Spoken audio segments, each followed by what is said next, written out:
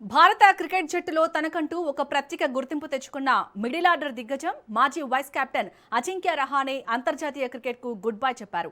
అన్ని ఫార్మాట్ల నుంచి తప్పుకుంటున్నట్లు ఆయన అధికారికంగా ప్రకటించారు. జీవితంలో ప్రతి పనికి ఒక ఆరంభం ముగింపు ఉంటుందని, ఇవాళ తాను ఆటకు వీడ్కోలు పలికే సమయం వచ్చిందని రహానే భావోద్వేగంతో వెల్లడించారు. తన సుదీర్ఘ కెరీర్లో భారత్ తరపున 85 టెస్టులు ఆడిన ఆయన 5,077 పరుగులు చేసి 12 సెంచరీలు నమోదు చేశారు. అలాగే 90 వన్డేలు 2020 అంతర్జాతీయ మ్యాచ్లలోనూ టీమిండియాకు ప్రాతినిధ్యం వహించారు. ముఖ్యంగా 2020-21 ఆస్ట్రేలియా గడ్డపై విరాట్ కోహ్లీ లేని స్థితిలోనూ అద్భుత నాయకత్వ లక్షణాలు ప్రదర్శించి భారత్కు చారిత్రాత్మక టెస్ట్ సిరీస్ విజయాన్ని అందించిన కెప్టెన్గా రహానే చరిత్ర సృష్టించారు.